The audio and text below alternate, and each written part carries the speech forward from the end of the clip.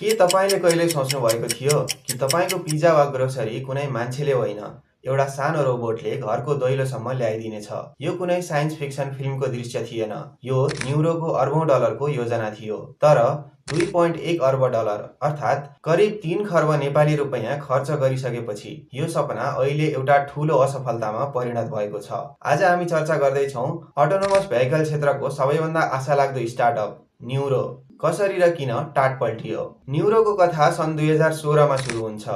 यसका संस्थापकहरू कोही साधारण व्यक्ति थिएनन्। उनीहरू गुगलको प्रख्यात प्रोजेक्टका मुख्य इन्जिनियरहरू थिए। उनीहरूको एउटा मौलिक सोच थियो, मान्छे बोक्ने कार बनाउन गाह्रो र जोखिमपूर्ण छ, त्यसैले सामान बोक्ने साना रोबोटहरू किन नबनाउने। यदि रोबोटले सामान मात्र बोक्छ भने त्यसमा एयरब्याग वा सिट चाहिँदैन र दुर्घटना हुँदा मानवीय क्षतिको जोखिम पनि न्यून हुन्छ।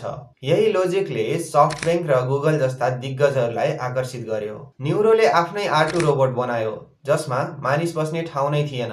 यो पूर्ण रूपमा सफ्टवेयर र सेन्सरबाट चल्थ्यो। उनीहरूले वालमार्ट, डोमिनोज, क्रोगर र फेडेक्स जस्ता ठूला कम्पनीहरूसँग सम्झौता गरे। यो प्रविधि यति प्रभावकारी देखिन्थ्यो कि अमेरिकाको सडक विभागले समेत यसलाई विशेष अनुमति दिएको थियो। तर ल्याबमा सफल भएको प्रविधि वास्तविक सडकमा आउँदा कथा अर्कै भयो। न्युरोको पतनको पहिलो कारण थियो रुल अर्थात् नियमहरू। सडकका कानुनहरू मानिसले चलाउने गाडीका लागि बनाइएका हुन्। एउटा ड्राइभरविहीन सानो रोबोटले फुटपाथमा गुड्ने कि सडकमा? यदि दुर्घटना भयो भने कसको गल्ती? प्रत्येक शहर र राज्यका फरक फरक नियमहरूले गर्दा न्युरोलाई केही सीमित क्षेत्रभन्दा बाहिर जान अर्थात् स्केल गर्न धेरै समय र पैसा खर्च भयो। दोस्रो मुख्य कारण थियो हाई कस्ट अर्थात् उच्च लागत। यी रोबोटहरूमा लाग्ने लाइडर र सेन्सरहरू अत्यन्तै महँगा थिए। शहरको धुलो, पानी, ट्राफिक र कहिलेकाहीँ मानिसहरूले गर्ने तोडफोडका कारण यी रोबोटहरूको मर्मत खर्च डेलिभरीबाट हुने आम्दानी भन्दा धेरै गुणा बढी हुन थाल्यो।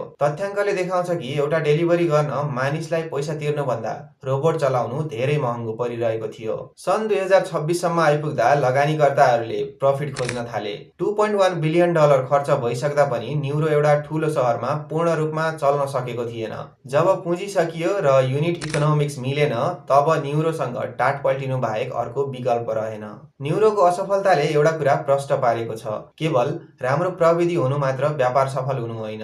प्रविधिसँगै सञ्चालन लागत र बजारको नियमहरू पनि मिल्न आवश्यक छ। ड्राइभरविहीन भविष्य पक्कै आउनेछ, तर न्युरोका लागि त्यो भविष्य धेरै महँगो साबित भयो। तपाईलाई के लाग्छ कि नेपाल जस्ता देशमा यस्ता डेलिभरी रोबोट कहिल्यै सम्भव होलान्? आफ्नो विचार कमेन्टमा लेख्नुहोला।